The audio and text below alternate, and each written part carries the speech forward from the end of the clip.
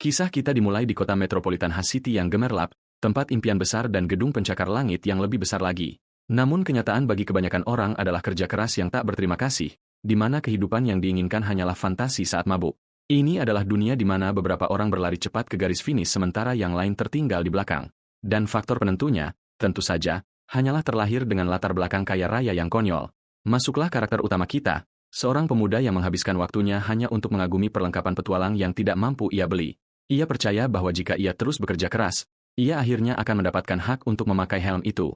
Untuk saat ini, pekerjaannya melibatkan mencatat dengan teliti peralatan baru beserta statistikanya. Dengan mata yang kritis, ia bahkan mencatat bahwa pengurangan kerusakan pada model baru tersebut nyaris tidak ada peningkatan. Pada saat itu, seorang tuan muda dan pengawalnya masuk, mengeluh tentang penolakan terhadap pelamar sampah.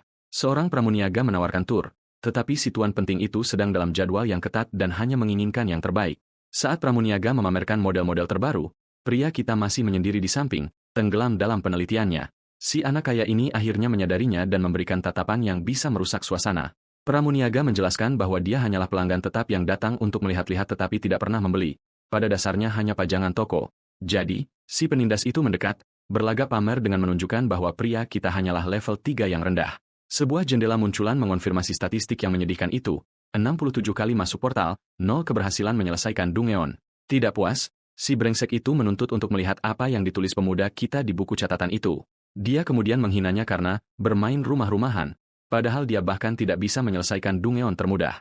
Pemuda kita hanya terdiam terpaku, mencoba memproses serangan yang sama sekali tidak beralasan ini. Ketika dia mencoba pergi, si penindas mencengkeramnya, jelas belum selesai dengan perjalanan egonya. Dia menuntut untuk tahu bagaimana dia bisa level 3 dengan 0 penyelesaian. Tepat saat tangan pemuda kita mulai bersinar. UPS. Tangan si penindas tersengat mundur oleh ledakan energi biru saat pemuda kita membentaknya. Karena sangat bingung, si anak kaya itu hanya menatap, bertanya-tanya apakah dia tidak salah dengar. Pemuda kita memegangi lengannya yang kesakitan, menyadari bahwa itu adalah salah satu reaksi alergi sihirnya. Sebagai tanggapan, tinju si brengsek itu mulai bersinar saat peralatan lengannya termaterialisasi, menanyakan siapa yang dia pikir sedang diajak bicara. Dan dengan kilatan cahaya, dia menembak pemuda kita tepat di dada, menjatuhkannya ke tanah. Sambil berdiri di atasnya, dia memanggilnya mata-mata sombong yang seharusnya menyelesaikan Dungeon daripada menjadi sampah. Pramuniaga itu akhirnya bergegas membantu, menunjukkan bahwa hidungnya berdarah cukup parah. Dia hanya menutupi wajahnya, bersikeras bahwa dia baik-baik saja melalui gigi yang terkatup dan tatapan tajam. Tuan kantong uang itu kemudian memberikan ancaman terakhir untuk membunuhnya di tempat sebelum menuntut tur belanjanya dilanjutkan, prioritas yang luar biasa. Meskipun pramuniaga itu khawatir, pemuda kita bangkit sendiri, masih memegangi buku catatan berharganya itu. Saat dia berjalan pergi, si penindas memutuskan satu tindakan licik terakhir. Dia akan membeli barang apapun yang tadi dilihat oleh pemuda kita. Namanya adalah Ochang, level 3 tanpa profesi dan hanya petualang sebutan belaka. Kita melihat kilas balik ke saat semuanya dimulai dengan portal-portal aneh yang tiba-tiba terbuka di seluruh dunia. Awalnya, hanya beberapa monster, tetapi situasinya dengan cepat berubah menjadi invasi besar-besaran. Sebelum umat manusia harus meledakkan diri mereka sendiri dengan nuklir, individu berkekuatan super muncul untuk melawan gerombolan tersebut. Inilah bagaimana profesi petualang lahir. Kamu mendapatkannya dengan membunuh monster pertamamu. Ini pada dasarnya adalah undian gacha untuk seluruh hidupmu, dan Ochang yang lebih muda tampak senang menerima hadiahnya. Namun, dia tidak hanya menarik hadiah tingkat tinggi, dia mendapatkan sesuatu dengan peluang yang lebih rendah lagi. Seiring berjalannya waktu, dunia petualang menjadi industri brutal di mana bakat dan uang adalah segalanya. Bagi yang miskin dan tidak berafiliasi seperti dia, kamu bukanlah pesaing, kamu hanyalah mangsa bagi yang kuat. Kekuatan ini menyisakan celah bagi yang lemah. Pada dasarnya Dungeon yang terlupakan di distrik-distrik yang ditinggalkan. Sebuah tim petualang tingkat tinggi sudah ada di sini, termasuk seorang tank level 24 yang sangat memenuhi syarat untuk area ini. Dan kemudian ada Ochang, pahlawan level 3 kita, yang bertanya-tanya apakah dia tidak sengaja masuk liga besar. Beberapa orang dengan beliung, yang jelas merupakan kru biasanya, melihatnya dan melambai padanya. Dia bergabung dengan teman-temannya dan mereka semua setuju bahwa sangat aneh melihat begitu banyak level 20-an berkeliaran di Dungeon level E, yakin pasti ada jarahan khusus. Ochang mengeluarkan buku catatan terpercayanya, yang mengundang ejekan dari temannya. Saat itu, seorang tabib level 6 bernama Zakayan tiba, melengkapi partai level rendah mereka. Dia bertanya, mengapa repot-repot menulis padahal kita tidak akan mendapatkan apa-apa? Tetapi Ochang adalah seorang kutu buku sejati yang mengatalogkan mineral dan ekologi. Untuk sesaat, dia sepertinya setuju, bertanya-tanya apa gunanya semua penelitian ini jika mereka tidak bisa mencairkannya. Namun tekadnya mengeras, pengetahuan adalah kelangsungan hidup. Dan dia bersumpah untuk menjadi petualang yang benar-benar bisa menyelesaikan tempat-tempat ini. Keributan tiba-tiba membuat dia dan Zakayen menoleh untuk melihat apa yang terjadi. Oh, panjang umur. Itu si tuan kantong uang dari toko tadi. Sekarang mengenakan baju zirah bercahaya, akulah karakter utama. Peralatan ini menghilang saat dia dengan sombong mengumumkan bahwa sudah waktunya untuk memulai. Benar-benar tukang pamer. Mata Ochang terbelalak, menyadari bahwa itu adalah penindas yang sama dari toko peralatan. Ternyata dialah yang menyewa semua petualang level tinggi, menjanjikan mereka peralatan gratis sebagai imbalan karena telah menggendongnya. Tatapannya menyapu kerumunan dan mendarat pada seseorang yang jelas tidak dia sukai.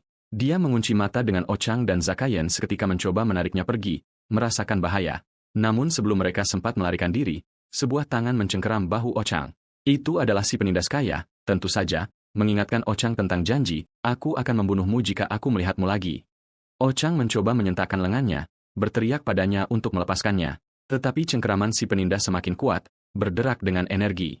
Mata anak kaya ini berkedut karena kemarahan murni. Dia mencengkeram kepala Ochang, mencibir bahwa pemuda kita benar-benar tahu cara memancing amarahnya. Dan dengan bantingan brutal, dia menghantamkan wajah Ochang langsung ke tanah. Memanggil bola api harfiah, dia mengancam akan menghabisi Ochang di sini karena kejahatan telah mengganggunya. Kemudian dia berani-beraninya bertanya mengapa pemuda kita batuk darah seolah-olah dia baru saja masuk angin. Sementara Zakayen berteriak agar dia berhenti, si penindas justru menambah kekuatannya, mengabaikan ancaman semua orang. Energinya meletus keluar, mengirimkan gelombang api ke seluruh lapangan dan mencerai-beraikan petualang lainnya. Amukan kecil ini menciptakan ledakan besar yang membuat semua orang lari menyelamatkan diri. Seorang petugas asosiasi turun tangan, tetapi dia hanya menertawakannya, mengklaim tangannya tergelincir. Klasik. Sambil berdiri di atas Ochang, dia memanggilnya orang tak berguna yang tidak berarti dan mempertanyakan mengapa dia repot-repot untuk hidup. Pemuda kita hanya balas menatap tajam saat si penindas menawarkan untuk membantunya, yang jelas-jelas tidak terdengar ramah. Zakayen bergegas menolong sementara tuan kantong uang segera mulai menggoda petugas keamanan yang tidak mempedulikannya.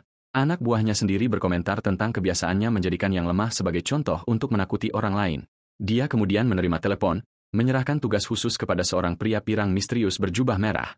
Salah satu tank level tinggi mulai menggiring semua orang masuk ke portal, mengatakan bahwa itu adalah zona level rendah yang aman. Zakayen memeriksa Ochang, yang bersikeras bahwa dia baik-baik saja meskipun tampak seperti baru saja ditabrak lari, tetapi alat pemindai menunjukkan level portal tersebut bukanlah peringkat E aman yang diberitahukan kepada mereka. Saat mereka masuk, kita diingatkan bahwa orang-orang level rendah ini hanya mendapat pekerjaan ketika mereka disewa sebagai umpan meriam. Saat itu, Ochang memasuki medan sihir portal. Reaksi alergi tubuhnya kambuh, menyebabkan rasa sakit yang luar biasa. Meski begitu, dia mengertakkan gigi dan melewatinya karena ini adalah satu-satunya kesempatannya untuk maju. Dia menahan penderitaan itu karena satu alasan sederhana, untuk bertahan hidup. Mereka telah tiba di tempat yang disebut Menara Kelalaian, Tower of Forgetfulness. Jelas bukan Dungeon peringkat E. Medan sihir yang intens ini menghantam Ochang seperti truk, membuat alerginya bekerja berlebihan. Hidungnya mulai berdarah lagi saat kerusakan internalnya memburuk dan dia jatuh berlutut, tahu bahwa rasa sakit yang menyiksa ini akan datang. Krunya segera bergegas menghampiri, sangat ketakutan oleh pingsannya yang tiba-tiba. Sementara itu, pria pirang misterius itu dengan santai memanggilnya, petualang yang ditinggalkan, Abandoned Adventurer, sebuah pemandangan langka. Ochang mendengar ini, dan raut wajahnya menunjukkan bahwa penghinaan itu sangat menyakitkan. Dengan semua orang berkumpul di ngarai yang dipenuhi kristal, pria pirang itu menyuruh mereka bekerja. Sesaat kemudian, Zakayen yang khawatir menyadari Ochang sudah menghilang dari sisinya. Ternyata dia sudah menambang bersama teman-temannya. Tidak ada waktu untuk pendarahan internal ketika ada uang yang harus dihasilkan. Beberapa petualang lainnya memperhatikannya, terkejut karena dia langsung bekerja setelah batuk darah. Salah satu dari mereka mulai menjelaskan istilah yang baru saja mereka dengar, petualang yang ditinggalkan. Itu adalah penyakit langka yang bisa didapat saat kebangkitanmu, awakening. Pada dasarnya, hasil undian gacha terburuk sepanjang masa. Tubuhnya secara harfiah menolak sihir, menyebabkan segalanya mulai dari reaksi alergi hingga kegagalan organ total. Kita melihat diagram kartun yang sangat aneh yang menjelaskan efek kondisi tersebut. Intinya adalah bahkan sihir penyembuhan pun bisa membunuh mereka, menjadikannya sebuah kontradiksi yang berjalan. Dan kita melihat saat kebangkitannya sendiri. Dia ditolak dari sebuah profesi karena intoleransi sihir ini. Meskipun begitu, dia terus berjuang keras hingga mencapai level 3 dengan tekad murni, melewati satu portal menyakitkan demi satu portal lainnya. Dia terus mengayunkan beliung itu, menghancurkan kristal dengan kekuatan fisik murni tanpa sihir. Ocheng menahan rasa sakitnya, tahu bahwa dia hanya bisa naik level dengan perolehan XP kecil dari eksplorasi. Tapi ada obat untuk alergi sihirnya di luar negeri. Jadi dia hanya harus bekerja keras dan menabung. Sebuah rencana sederhana yang sangat mungkin dicapai. Tujuan utamanya adalah bergabung dengan serikat penjelajah sebagai penasihat strategi, menggunakan otaknya alih-alih tubuhnya yang rusak. Sambil menggenggam iklan rekrutmen itu, tekadnya tiba-tiba menjadi lebih kuat dari sebelumnya. Dia akan menjadi petualang sejati lagi, tidak peduli apapun harganya. Kembali ke masa kini, krunya menyelesaikan muatan kristal terakhir mereka, bersiap untuk pulang hari itu. Mereka semua setuju bahwa mereka harus segera pergi sebelum orang-orang level tinggi secara tidak sengaja memunculkan monster yang lebih kuat. Namun, Ocheng tidak bisa menghilangkan perasaan bahwa ada sesuatu yang sangat salah dengan situasi ini. Dia melihat sebuah menara di kejauhan, mengira itu adalah ruang bos yang harus mereka selesaikan untuk keluar. Kecuali, tunggu sebentar, mengapa ada 2 menara bos? Itu pasti tidak ada dalam brosur. Sebelum dia sempat mencerna hal itu, sebuah ledakan energi masif menghantamnya hingga terpental. Kru pria berambut pirang ini mengepungnya, menyuruhnya tetap tiarap atas perintah sang presiden. Dan semuanya pun masuk akal. Dia ingat wajah sombong si penindas kaya itu, menyadari persis siapa yang mengendalikan semua ini. Ocheng sangat marah, bertanya-tanya apa yang pernah dia lakukan hingga si psikopat itu begitu terobsesi padanya. Salah satu anak buahnya menjelaskan bahwa bos mereka merasa kasihan pada penyakitnya dan mengirim mereka untuk melepas kepergiannya. Mereka bahkan menambahkan bahwa menjadi petualang yang tidak berguna adalah dosa, jadi mereka pada dasarnya sedang membantunya. Meskipun Ziaen memohon, Ocheng terhuyung bangkit, menyebut mereka semua benar-benar gila. Si pria pirang itu kemudian menawarkan untuk membebaskannya dari rasa sakit dengan keterampilan level tinggi. Sungguh seorang humanitarian. Ocheng hanya menyeringai di balik darah dan kotoran, akhirnya memahami gambaran besarnya. Dia teringat kembali pada ancaman si penindas sebelumnya, menyadari bahwa kalimat, biarkan aku membantumu, hanyalah kode untuk pembunuhan. Ocheng akhirnya meledak, mencaci mereka sebagai orang-orang ceroboh yang bermain-main dengan nyawa orang lain. Dia benar-benar murka, bertanya apakah mereka jujur menganggap diri mereka Tuhan. Suaranya bergema dengan kemarahan, mempertanyakan hak mereka untuk menghakimi siapa yang hidup dan siapa yang mati. Kita kemudian berpindah ke sebuah mobil di malam hari di mana kebijakan asosiasi baru sedang dibahas untuk membantu petualang level rendah. Dan tentu saja, itu adalah si Tuan Kantong Uang, yang menjelaskan bagaimana sampah hanya perlu dilenyapkan, tapi dilakukan dengan bersih. Anak buahnya hanya menyeringai, sangat yakin bahwa tidak ada inspektur yang akan mengetahui rencana kecil mereka. Dengan senyum yang mengerikan, si penindas berjanji bahwa tidak ada seorang pun yang seharusnya mati hari ini yang akan keluar dari sana hidup-hidup. Saat mobil mereka melaju, kenyataan pahit pun jelas, dunia selalu berputar di sekitar yang kuat. Kembali ke masa kini, kru pria pirang itu sudah bersiap, tahu bahwa tidak akan ada yang peduli jika beberapa orang lemah mati. Tapi Ocheng tidak akan menyerah begitu saja, menghindar dan menendang jalannya melalui serangan api tersebut.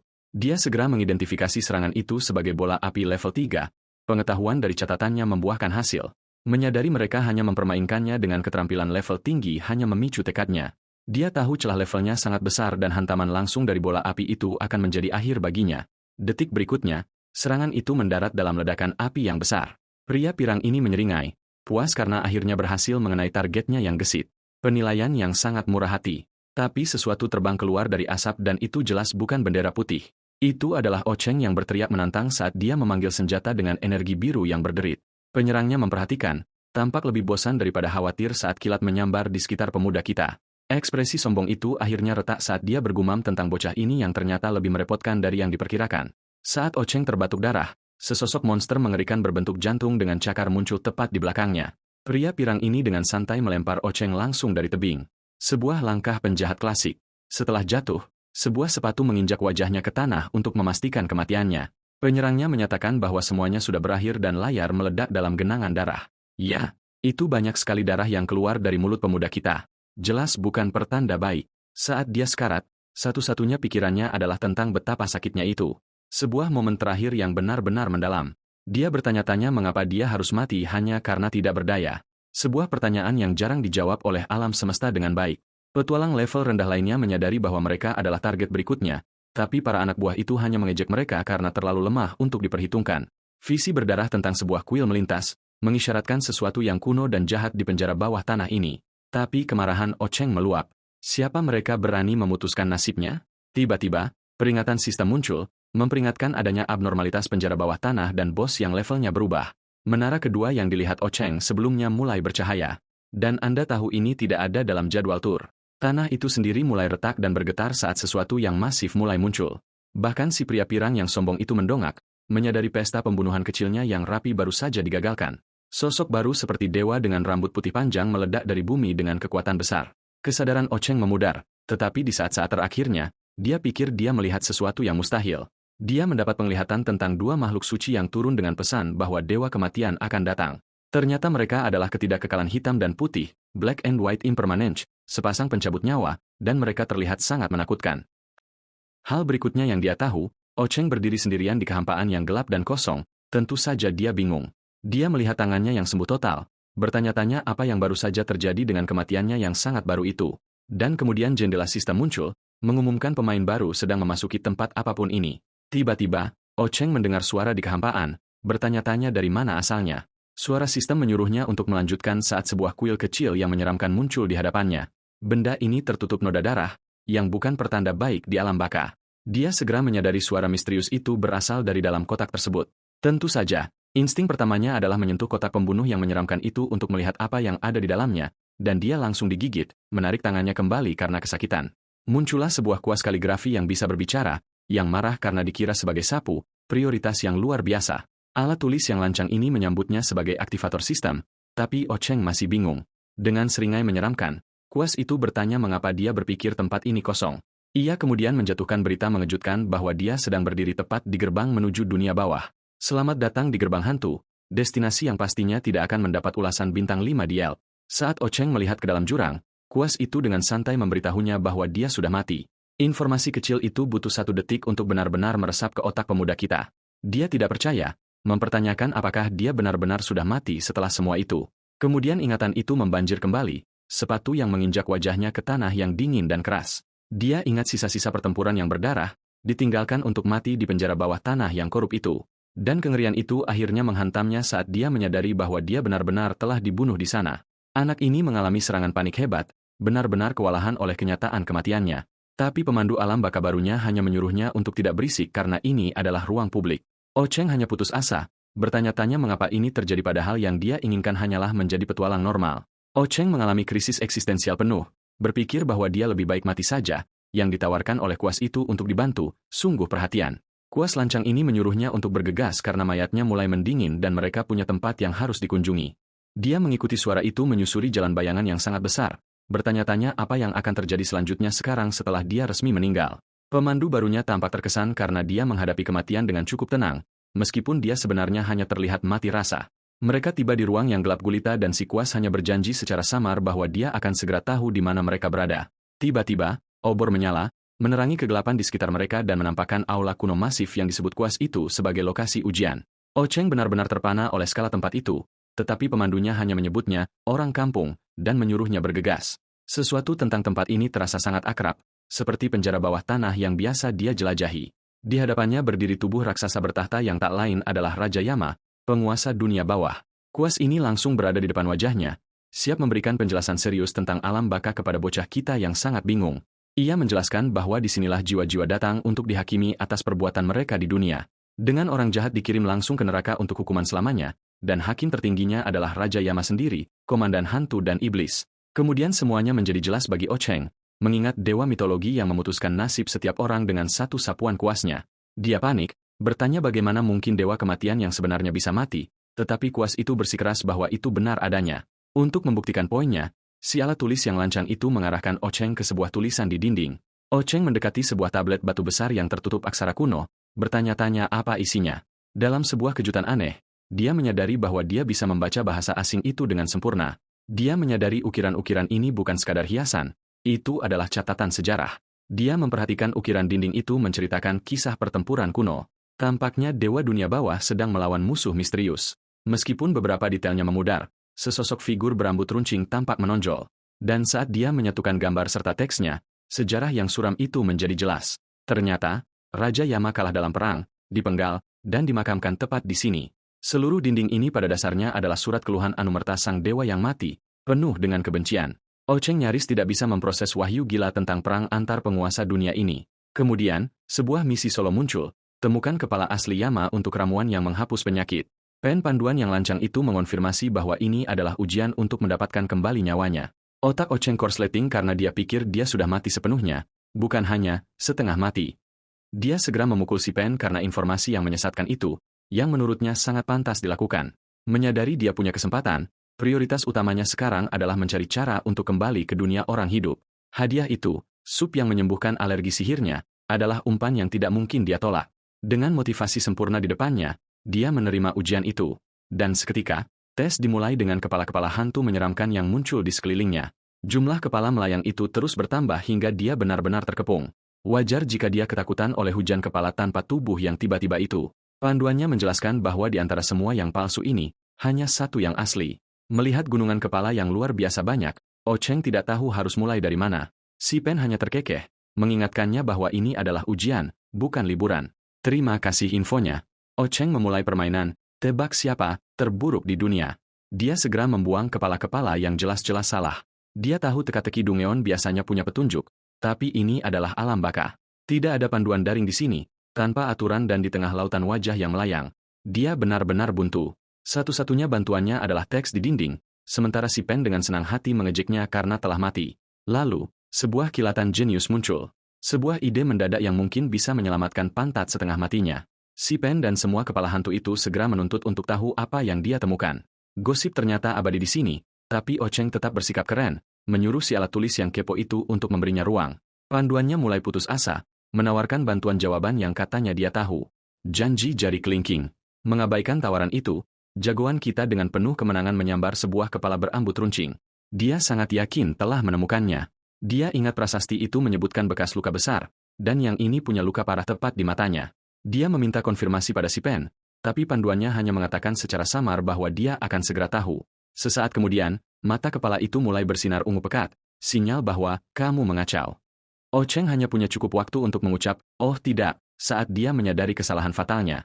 Kepala itu meledak tepat di wajahnya dengan ledakan energi ungu yang dahsyat, mementalkannya ke belakang menembus kerumunan kepala lain yang kurang volatil. Si Pen dengan riang mengumumkan bahwa dia salah jawab. Seolah-olah ledakan itu bukan petunjuk yang cukup jelas. Babak belur dan memar, dia memikirkan kembali petunjuknya, bertanya-tanya apakah mungkin Raja Yama bukan manusia. Dia menahan rasa sakit, bertekad menemukan kepala lain yang sesuai deskripsi. Sebagai penyemangat, si Pen mengeluarkan megafon kecil untuk membagikan rahasia kecil yang menyenangkan. Ternyata ujian ini memiliki batas waktu, dan jamnya terikat dengan para Soul Reaper, pencabut nyawa, yang sedang menyelesaikan tugas mereka di atas. Ternyata kematian Ocheng secara tidak sengaja mengaktifkan seluruh sistem ini, yang sekarang beroperasi secara otomatis. Para Soul Reaper hanyalah pengaman untuk monster. Tapi karena manusia yang membunuhnya, sistem ini secara resmi mengalami bug. Jadi sekarang sederhana saja, pilihannya adalah dia lulus ujian ini dan mengambil alih, atau sistem akan membunuh semua orang yang ada di dalam Dungeon. Pikiran pertamanya adalah untuk teman-temannya. Dia panik membayangkan apakah mereka terjebak dalam baku tembak dengan para Soul Reaper. Dia menyadari batas waktu teka-tekinya terikat langsung dengan kelangsungan hidup mereka.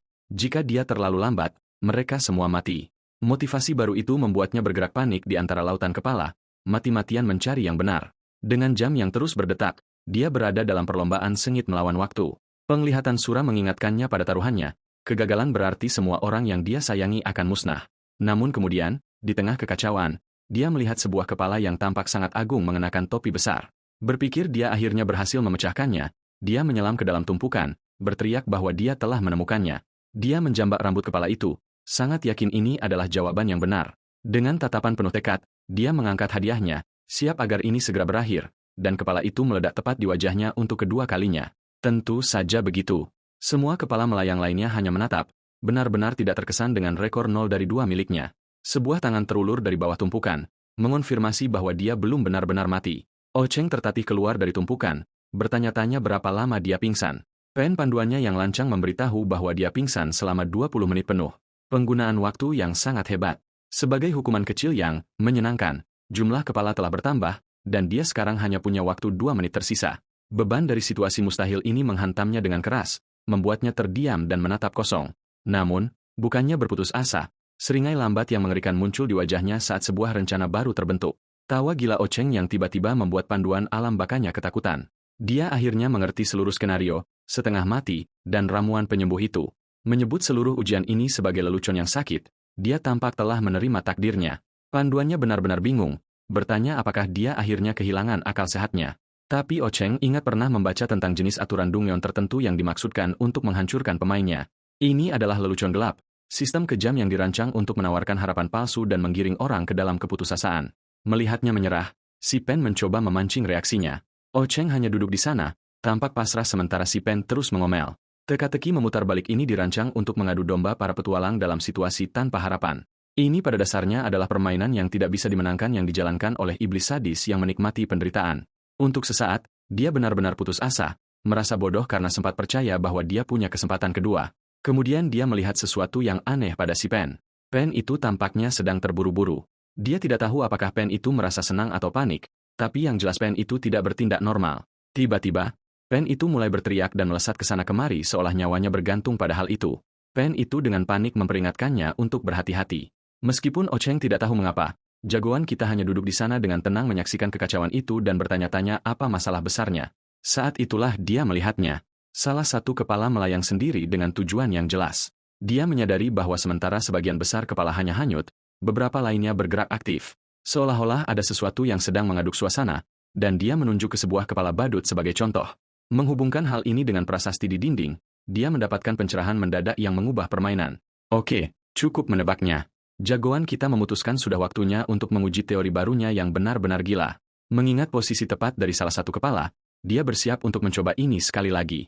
Percaya bahwa dia telah memecahkannya, dia memanggil bola energi kegelapan, mengharapkan kepala yang asli akan terbang mendekat. Tembakan energinya melesat di udara, membuat si Pen benar-benar bingung mengapa ujiannya belum berakhir. Dan sekarang semua kepala terbang ke sana kemari dengan gila, membuat si Pen panik total. Panduan bermulut besar ini benar-benar kehilangan kendali, meneriaki Ocheng atas apapun yang baru saja dia lakukan. Pen ini mulai berkeringat, menyadari jika anak ini terus bermain-main, dia akan membongkar seluruh penipuan ini. Pen itu melakukan putaran 180 derajat, tiba-tiba mencoba merayu Ocheng dengan kata-kata manis agar dia menyerah saja dan mati dengan tenang. Tapi Ocheng tidak termakan kebaikan mendadak itu sedikitpun. Dia menyeringai karena tahu dia akhirnya berhasil memecahkannya. Dia mengingat kembali prasasti di dinding, menyadari itu adalah petunjuk utama, tetapi ada aturan tersembunyi lain yang dia abaikan, dan semuanya menjadi masuk akal. Kotak misi awalnya mengatakan, tidak ada batas waktu, sebuah kebohongan terang-terangan yang dirancang untuk membuatnya menyerah. Seluruh teka-teki ini berpusat pada tubuh besar tanpa kepala milik Raja Yama yang ada di singgasana itu. Dia mengingat baris terakhir dari dinding, kita pergi bersama-sama, sebuah pesan yang jelas ditujukan untuk seseorang yang spesifik. Lalu aturan terbesarnya terungkap. Jawaban yang benar selalu berada tepat di belakang si pemecah teka-teki, tidak peduli ke arah mana mereka berbalik. Tetapi bahkan setelah mengetahui jawabannya ada di belakangnya, dia masih harus memikirkan satu langkah terakhir. Dia berputar untuk memeriksa, hanya untuk menemukan panduannya yang tampak sangat terkejut melayang tepat di depan wajahnya. Menatap ke arah tubuh kolosal itu, dia tidak tahu bagaimana cara mengambil kepala dari ketinggian seperti itu. Memanjat tubuh raksasa itu jelas ide yang buruk, jadi dia harus berpikir lebih luas. Petunjuk terakhir akhirnya masuk akal. Teman lama yang disebutkan dalam teks adalah kunci dari semuanya. Pemandunya masih berteriak agar dia mati saja dengan tenang, sama sekali tidak sadar bahwa Ocheng akan segera menyelesaikan segalanya. Och menunjuk langsung ke arah pemandunya, yang keringat dinginnya praktis merupakan sebuah pengakuan. Momen jeniusnya menyadari bahwa kuncinya adalah kesopanan, sesuatu yang tidak akan pernah ditunjukkan oleh musuh Yama. Mengabaikan pertanyaan panik dari si pulpen, dia berjalan tepat ke arah tahta tanpa kepala yang masif itu. Kemudian dia mengatupkan kedua tangannya dalam gerakan hormat tradisional yang formal. Sementara pemandunya terus berteriak, Ochang tetap tenang bersiap untuk mengeksekusi rencana liarnya yang baru. Dia telah mengetahuinya. Beginilah cara seharusnya mengembalikan kepala ke tubuh tersebut. Namun setelah beberapa saat, sama sekali tidak ada yang terjadi, membuatnya benar-benar bingung. Menatap ke arah tahta, dia bertanya-tanya mengapa kepalanya diletakkan begitu tinggi. Akhirnya dia tersadar. Raja Yama adalah penguasa alam ini, dan kau tidak bisa begitu saja menyapa seorang raja dengan santai. Jadi, dengan kesadaran itu, dia berlutut untuk menunjukkan rasa hormat yang mendalam. Jagoan kita melakukan sujud penuh, Koutou, menempelkan dahi ke tanah dalam penghormatan tertinggi. Di hadapan tubuh raksasa dewa yang mati itu, dia menyampaikan permohonan rendah hati terakhirnya. Tiba-tiba, leher tanpa kepala itu meledak dengan kilatan energi merah yang menyilaukan. Dia tidak tahu untuk siapa pengaturan ini dibuat, tapi dia mengambil kesempatan ini untuk dilahirkan kembali. Sebuah jendela sistem mengonfirmasinya. Ujian selesai dan su penyembuh segala penyakit mulai bereaksi. Pilar cahaya yang cemerlang menyelimutinya saat hadiah membanjiri sistemnya. Dia bisa merasakan sihir mengalir melalui tubuhnya lagi. Penyakit seumur hidupnya benar-benar hilang. Jendela lain muncul, memberinya gelar pekerjaan baru, magang dunia bawah, intern of the underworld. Ogen hanya menatap layar, bertanya-tanya apa sebenarnya janji teman lama itu. Sementara itu, si pemandu pulpen membuang aktingnya, menunjukkan wujud monsternya yang asli dan bersumpah akan memakannya. Ocheng bertanya dengan gugup apakah semua kemarahan itu perlu, menyadari bahwa si pulpen tidak pernah ingin dia lulus. Wujud asli mantan pemandunya itu penuh dengan gigi dan amarah, jelas tidak dalam suasana hati untuk memaafkan. Dia tiba-tiba merasa sangat kecil saat monster itu menjulang di atasnya, menyadari bahwa ini adalah masalah serius. Dengan raungan yang mengerikan, makhluk itu menerjang untuk membunuh, siap menelannya bulat-bulat. Namun bukannya memakan Ocheng, si pulpen malah mulai bersujud kepada Raja Yama yang tak terlihat, mencari alasan atas kegagalannya. Sebuah siluet masif baru muncul dan si pulpen benar-benar ketakutan, memohon belas kasihan. Ochang merasakan kesadarannya memudar saat kehadiran baru yang berwibawa ini tiba di lokasi. Seluruh kru pejabat dunia bawah muncul dan sebuah suara berwibawa memerintahkan si pulpen untuk mengeluarkan Ochang. Sebuah suara misterius meratapi bahwa rencana-rencananya hancur. Sekarang terpaksa mempertaruhkan segalanya pada nasib anak ini. Adegan beralih ke dunia nyata, menjelaskan bahwa para petualang menjadi kaya dengan mempertaruhkan nyawa setiap hari. Kita melihat kilas balik Ochang muda yang terpikat oleh daya tarik berbahaya dari portal penjara bawah tanah, Dungeon. Ini adalah pengingat suram bahwa bagi banyak orang, sekadar mendapatkan tubuh kembali dari penjara bawah tanah adalah sebuah kemenangan. Kembali ke masa kini, Ochang terbangun terjebak dalam kegelapan, dengan panik mencoba keluar. Sebuah penutup terbuka dan dia mendongak dengan lega, berterima kasih kepada siapapun yang membukanya. Tentu saja, penyelamatnya adalah monster pulpen yang kembali ke wujud konyolnya dan bertingkah seolah mereka teman lama. Respons Ocheng adalah pukulan cepat ke wajahnya. Begitulah akhir dari reuni yang bahagia. Pulpen ini menjelaskan bahwa dia berada di kamar mayat, dan pukulan Ocheng tadi hanyalah karena dia mengira itu adalah mimpi buruk. Dia memegangi dadanya, menyimpulkan bahwa asosiasi pasti telah mengirim bantuan setelah timnya terputus komunikasi. Ini berarti tidak ada orang lain yang seharusnya selamat dari penuai nyawa, Soul Reapers. Namun disinilah dia, bertanya-tanya apakah dia satu-satunya yang selamat. Si pulpen mengonfirmasi dua orang lainnya selamat, tetapi mendesaknya untuk segera keluar dari kamar mayat sebelum mereka tertangkap. Dengan bunyi ting, lift tiba di lantai kamar mayat, yang bukan pertanda baik. Seorang petugas yang kelelahan mendorong jenazah di lorong, mengeluh tentang shift kerjanya yang buruk. Dia hanya mencoba menyelesaikan pengantaran terakhirnya hari itu, sama sekali tidak menyadari apa yang akan terjadi. Tiba-tiba, sebuah suara dari belakang berteriak padanya untuk berhenti di sana. Ocheng berlari melewatinya bersama pemandunya, sambil diceramahi tentang dilarang berlari di lorong oleh pria yang sangat bingung itu.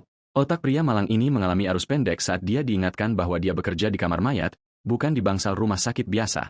Jagoan kita kemudian mencengkram petugas itu karena panik sementara si pulpen berteriak padanya untuk membuang perisai manusia tersebut.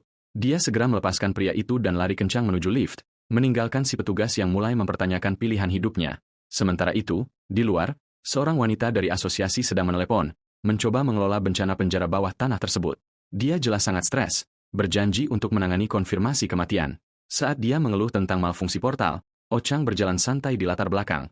Wanita ini mendongak, merasakan ada yang aneh, tetapi tidak melihat anak laki-laki yang baru saja lolos dari kantong mayatnya sendiri. Pemandangan dari atas menunjukkan dia mencari-cari, benar-benar melewatkan dua orang yang selamat yang berjalan tepat di depannya.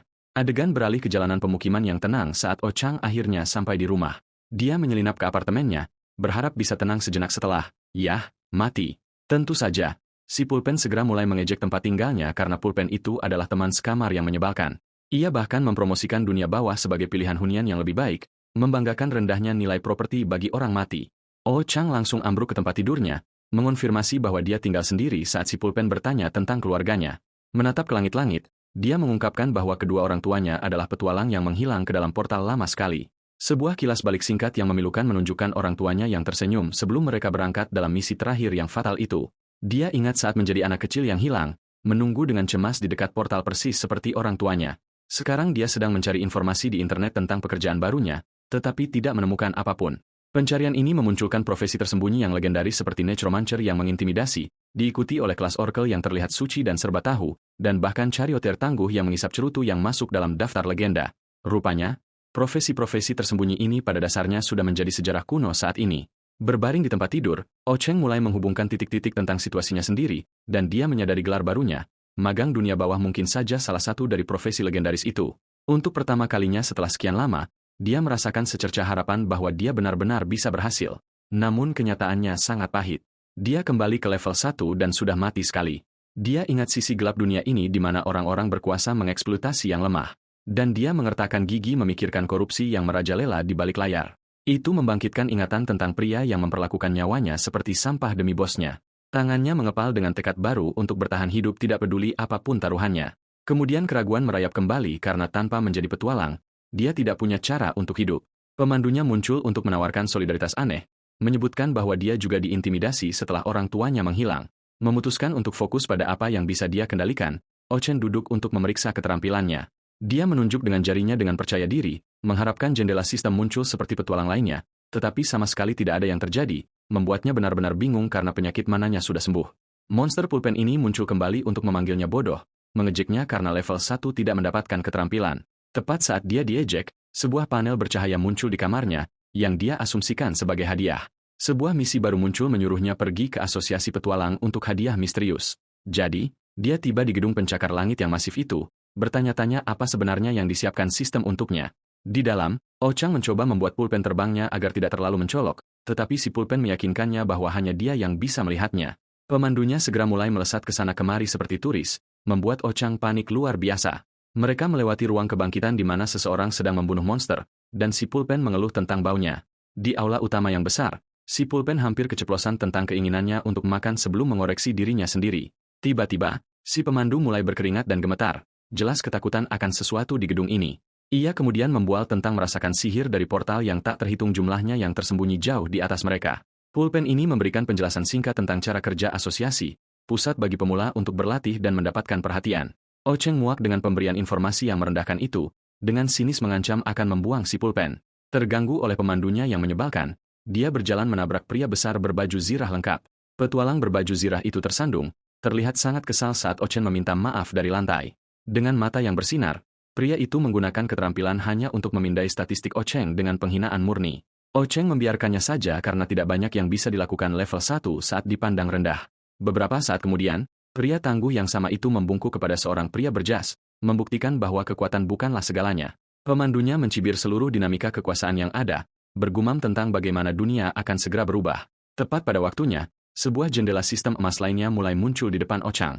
Matanya membelalak saat dia fokus pada arahan baru yang muncul di hadapannya. Quest berikutnya ini cukup sederhana. Pilih sebuah penjara bawah tanah, Dungeon, di asosiasi dan lihat apa yang terjadi. Ochang mencoba menyemangati dirinya sendiri, memutuskan untuk melakukannya perlahan karena dia baru level 1.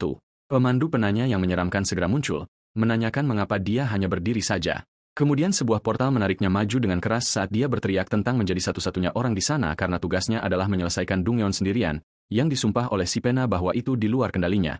Ochang benar-benar kehilangan kendali, mengingatkan pemandunya bahwa Dungeon membutuhkan tim lengkap, bukan misi bunuh diri solo.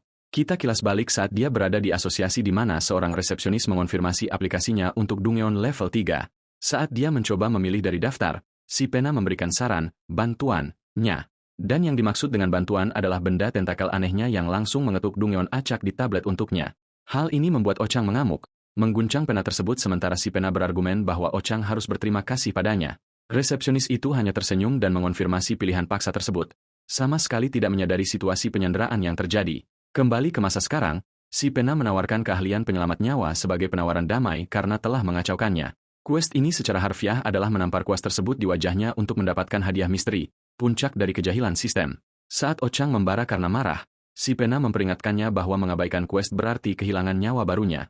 Realisasi itu menghantamnya dengan keras. Jika dia tidak mengikuti omong kosong ini, dia benar-benar akan mati. Dengan si pena yang praktis menjelat bibirnya, dia tahu dia benar-benar terjebak. Dia ingat hadiah dari tugas pertamanya, yang mengirimnya ke asosiasi sejak awal. Sebuah keahlian baru aktif, Hellfire, api neraka, api yang membakar melalui kekuatan sihir. Keahlian lain muncul, Paperman, yang menciptakan 3 tiruan, Doppelganger, untuk kekacauan maksimal. Bocah kita ini benar-benar gembira, menyadari bahwa dia baru saja mendapatkan 3 klon penyelamat nyawa, sebuah keahlian yang sangat langka. Dia tidak percaya bahwa tamparan sederhana memberinya hadiah yang luar biasa. Sambil melihat teman-teman kertas barunya, Ochang memeriksa keahlian barunya dan beberapa ramuan. Menyadari dia sangat tidak siap untuk ini, satu-satunya strategi aslinya adalah menyelinap melalui Dungeon, menghindari semua pertarungan, dan hanya mengambil objektif. Misi ini hanya untuk mengambil suar, Beacon, bukan membunuh bos, yang menurutnya sangat aneh. Ternyata asosiasi menjaga portal tetap terbuka dengan tidak membunuh bos. Pada dasarnya mengubahnya menjadi tempat pelatihan yang bisa digunakan kembali. Pemandunya menyindirnya karena berhasil mengetahui celah penghasil uang kecil milik asosiasi tersebut. Seorang penipu profesional mengenali penipu lainnya. Sebelum dia menyelam, Ochang perlu memeriksa apakah peralatan lamanya masih berfungsi sekarang karena dia tidak lagi dikutuk. Dia dengan hati-hati melangkah ke atas air, menguji sepatu bot sihirnya untuk melihat apakah dia masih bisa berjalan di atasnya. Kakinya tetap kering sempurna, mengonfirmasi bahwa sepatu bot itu siap digunakan, dan sorot matanya menceritakan segalanya saat gelombang kelegaan membasuhnya. Dia benar-benar berlari di atas air. Sangat gembira karena racun mana miliknya secara resmi sudah menjadi masa lalu. Kini dengan penuh percaya diri, Ochang menyampirkan ranselnya, siap untuk menangani misi solo ini. Dia berkonsultasi dengan peta yang terlihat seperti digambar oleh anak berusia 5 tahun dan mengejek kualitasnya yang buruk. Berjalan santai di atas air, dia bercanda bahwa ini lebih terasa seperti perjalanan wisata daripada penjelajahan Dungeon. Si Pena segera merusak suasana, memperingatkannya bahwa bintang laut setempat rupanya pemakan manusia. Mereka kemudian melihat katak yang bercahaya, yang dijelaskan oleh pemandu sebagai pos pengintai sihir jiwa. Sejauh ini, keadaan aman dengan sama sekali tidak ada monster yang terlihat. Bocah kita mulai menjadi sombong, berpikir dia mungkin benar-benar bisa menyelesaikan ini tanpa luka sedikitpun. Dan tentu saja, sistem segera memberinya quest baru, bunuh satu monster. Ochang benar-benar mengamuk, mencekik si Pena dan menuduhnya telah mengadu kepada sistem. Pasrah pada nasibnya, dia menguatkan diri, mengingat persis jenis monster apa yang hidup di tempat ini. Ochang dengan hati-hati mengintip dari balik sudut, bersiap untuk pertarungan monster solo pertamanya. Targetnya adalah manusia bebek yang tampak sangat bingung yang baru saja mendengar suara. Dia menyadari dia sangat beruntung karena makhluk-makhluk ini seharusnya bepergian dalam kelompok. Keberuntungan itu segera habis saat monster itu melihatnya dan mulai berkauk-kauk dengan keras. Makhluk itu mencoba melarikan diri dan memberitahu teman-temannya, memaksa Ochang untuk mengejarnya di atas air. Dia kemudian melihat peluit kayu di lehernya, alarm yang benar-benar harus dia hancurkan. Melepaskan Helvirenya, bocah kita kesulitan mengarahkan api pada target yang begitu kecil. Si Pena segera meneriakinya agar berhenti bersikap bodoh dan tempelkan saja apinya ke senjata. Ekspresi terkejut muncul di wajah Ochang saat solusi yang sangat jelas itu akhirnya terpikirkan. Dia mengerti sekarang. Dia bisa memanggil senjata dan mencelupkannya dengan api. Dengan kilatan cahaya, dia mewujudkan pedang gaya rapier ramping dari energi murni. Bocah kita kemudian melemparkan bilah api itu langsung ke monster yang melarikan diri dengan segenap kemampuannya. Itu adalah serangan langsung dan si manusia bebek seketika dilalap api putih halus. Pemandunya benar-benar memuji pedang penguras mana tersebut yang rupanya bekerja bahkan di dalam air.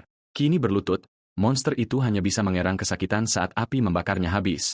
Si Pena bertanya apakah mereka harus menunjukkan belas kasihan, tetapi pemandangan itu mengingatkan Ochang pada hal lain. Monster ini praktis berkeringat dingin, matanya melotot dengan ketakutan murni yang tak terhingga. Tanpa ragu, Ochang menerjang maju untuk memberikan pukulan terakhir yang menentukan. Dia dengan dingin menyatakan bahwa memohon tidak ada gunanya di dalam Dungeon, mengejutkan bahkan pemandu iblisnya sendiri.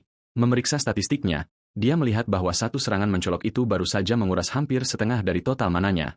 Dia memutuskan untuk menghemat mana, tahu dia mungkin tidak mendapat kesempatan untuk mengisi ulang di tengah pertarungan. Pemandunya segera mengejek pedang, tusuk gigi-nya. Tetapi Ochang menjelaskan dia butuh senjata yang ringan. Namun setelah pembunuhan itu, dia benar-benar bingung mengapa questnya belum ditandai selesai. Jendela sistem mengonfirmasi kekhawatirannya, hitungan pembunuhan monster masih 0 besar. Ternyata manusia bebek itu belum sepenuhnya mati dan akan meniup peluit daruratnya. Ochang benar-benar kehilangan kendali, menyadari dia tidak mengenai titik vital. Tepat saat quest akhirnya diperbarui menunjukkan satu pembunuhan, semuanya sudah terlambat. Peluit itu bergema di atas air dan sekarang seluruh pasukan bebek sedang dalam perjalanan. Bahkan pemandunya berteriak bahwa mereka tamat saat monster mengerumuni mereka dari segala sisi. Ochang benar-benar terpojok. Wajahnya adalah gambaran sempurna dari kepanikan. Apa yang harus kita lakukan sekarang, dengan seluruh gerombolan yang mendekat? Sepertinya ini adalah jalan buntu total bagi bocah kita. Namun kemudian dia melihat secercah cahaya di air. Sebuah rute pelarian potensial. Sebuah potongan teka-teki tunggal yang mengambang muncul, yang segera dia identifikasi sebagai satu-satunya jalan keluar. Tanpa pikir panjang, dia menyambar barang aneh itu dari udara, menghancurkannya di tangannya, melepaskan ledakan cahaya dan asap yang masif. Ledakan ini menciptakan pengalihan yang sempurna, membuat para manusia bebek benar-benar bingung dan linglung. Klon kertasnya larut di air, membuat monster-monster itu berpikir dia baru saja menghilang ke udara. Sementara itu, Ochang sudah berenang menjauh di bawah air, menggunakan kekacauan itu sebagai perlindungan. Menonaktifkan Helvirenya, dia mengungkapkan bahwa ledakan itu adalah bom asap darurat untuk mengulur waktu. Sekarang dia berenang demi nyawanya, tahu dia akan mati jika manusia bebek melihatnya. Sambil menahan napas di bawah air, Ochang bertanya-tanya bayangan raksasa apa itu karena itu pastinya bukan bebek. Sebuah makhluk bayangan besar kemudian meluncur tepat melewatinya, mengonfirmasi ketakutan terburuknya. Tepat saat itu, pemandunya dari neraka muncul, mengeluh karena ditinggalkan sementara Ochang mulai tenggelam. Pena ini memanggilnya pengkhianat saat bocah kita panik, menyadari dia benar-benar kehabisan udara. Waktu yang sempurna. Kembali di permukaan, seorang manusia bebek yang sendirian mendengar keributan dan menoleh ke sekeliling dengan sangat bingung. Mereka akhirnya muncul ke permukaan untuk mencari udara, hanya untuk segera terlihat oleh patroli bebek yang mulai berkauk. Seluruh skuad manusia bebek yang marah mulai menyerang mereka sementara si Pena dengan membantu menyarankan agar dia melawan balik. Ochang berlari melintasi air dengan petanya yang buruk sementara pemandunya menunjukkan hal yang sudah jelas. Mereka terkepung. Tanpa pilihan lain, dia dan klonnya melakukan lompatan nekat ke dalam jurang berbatu. Dia mendarat dengan sempurna di permukaan air, Sepatu bot sihirnya aktif tepat waktu, dan membuat cipratan besar, yang pastinya bukan cara melakukan misi pengintaian. Dia segera masuk ke posisi bertahan, menyadari pengejaran masih jauh dari selesai. Mendongak, dia melihat tebing-tebing itu dipenuhi dengan lebih banyak lagi monster, menutup semua dan segala rute pelarian. Ternyata bom asap sebelumnya lebih seperti bel makan malam, menarik kerumunan musuh yang baru. Di antara mereka adalah seorang psikopat bermata tertutup yang menggunakan senjata ganda yang tampak seperti pemimpin dari seluruh operasi ini. Tanpa pilihan lain yang tersisa, Ochang memutuskan sudah waktunya untuk menggunakan keahlian penyelamat nyawanya lagi. Dia mengaktifkan Paperman, memanggil 3 klonnya untuk menciptakan kekacauan dan kebingungan maksimal bagi musuh. Doppelgangernya berdiri tegak, terlihat jauh lebih mengintimidasi daripada Ochang yang asli.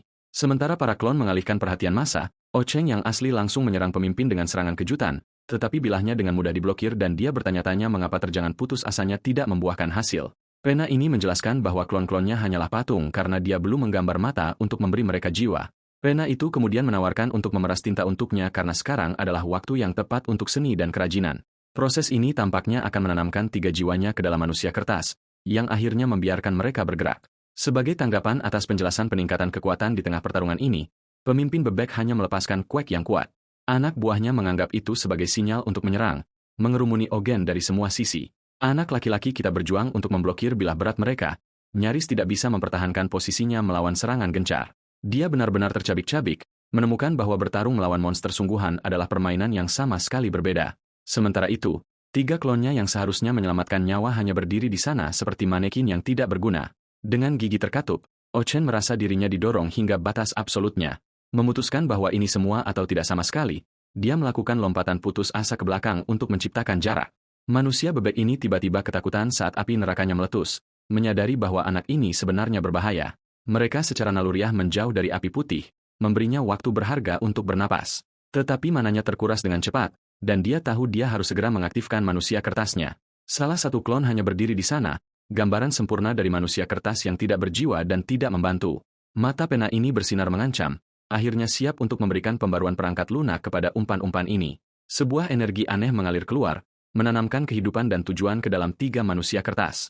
Pemimpin yang matanya tertutup ini benar-benar terkejut saat 3 Ochang yang identik tiba-tiba muncul di hadapannya. Kroni bebeknya sama-sama bingung, mengidentifikasi jurus itu sebagai teknik klon bayangan. Dengan wajah dicat menyeramkan, manusia kertas yang baru dianimasikan akhirnya menyerbu ke dalam pertempuran, dan mereka segera menjadi tidak efektif secara kocak, dilempar seperti boneka kain. Tapi hei, kemahiran meningkat. Pena ini menunjukkan bahwa klon kertasnya secara mengejutkan tahan lama, pada dasarnya menyuruhnya lari sementara mereka mengulur waktu. Mengambil nasihat itu dengan sungguh-sungguh, Ochang segera berlari melintasi air, meninggalkan umpan-umpannya. Pelariannya segera diperumit oleh luka-luka yang dideritanya sebelumnya, yang mulai berulah. Dia juga meninggalkan jejak darah yang sangat jelas di air untuk diikuti para bebek. Seorang ahli siluman yang satu ini, butuh membalut dirinya sendiri, dia merunduk di balik beberapa batu, putus asa mencari tempat untuk bersembunyi. Saat itulah dia menemukan gerbang ungu berputar yang memancarkan energi yang sangat mengancam. Menarik keluar petanya yang mengerikan, dia mencoba mencari tahu apa portal menyeramkan ini. Ternyata itu adalah ruang bos penjara bawah tanah, yang sama sekali tidak masuk akal karena asosiasi telah menyegel semuanya. Anak ini benar-benar tercengang, bertanya-tanya mengapa yang satu ini dari semuanya tiba-tiba terbuka lebar. Sebelum dia bisa memproses ini, kuek marah dari patroli bebek mengonfirmasi bahwa mereka telah menemukannya. Dengan tidak ada waktu lagi untuk berpikir, satu-satunya pikirannya adalah segera menjauh dari tempat ini. Tetapi kilatan cahaya tiba-tiba meletus dari air, menghentikannya di jalurnya. Itu adalah penyergapan, dan dia sekarang benar-benar dikelilingi oleh manusia bebek yang dia coba hindari. 2 bebek yang tampak sangat kekar mendekat, mata mereka yang bersinar menjanjikan dunia rasa sakit. Namun, tepat saat mereka akan menyerang, monster-monster itu membeku, wajah mereka melintir dalam ketakutan mutlak. Ochang benar-benar bingung, bertanya-tanya apakah mereka sebenarnya takut padanya karena suatu alasan. Dia segera menyadari bahwa bukan itu masalahnya. Mereka tidak takut padanya. Mereka takut pada sesuatu yang lain. Menjulang di belakangnya adalah monster laut bayangan raksasa dengan lidah panjang yang menyeramkan. Dia akhirnya berbalik, wajahnya gambaran sempurna dari saya dalam masalah besar. Sementara itu, kembali ke asosiasi, mereka baru saja mendengar tentang insiden portal dan mengirim tim. Jangan terburu-buru, kawan. Seorang pejabat asosiasi sedang menelepon berjanji untuk menutupi kerugian guild agar semua orang senang. Seorang manajer kemudian masuk menanyakan tentang keributan itu. Mengetahui petualang level 3 baru saja memasuki portal. Wajahnya jatuh saat mendengar itu disegel. Menyadari anak itu mungkin telah membuka ruang bos. Menuntut file petualang, dia bergumam bahwa masuk sendirian pada dasarnya adalah hukuman mati. Dia membaca laporan itu, kesal karena beberapa orang bodoh mengejar jarahan dan menyebabkan dia semua masalah ini.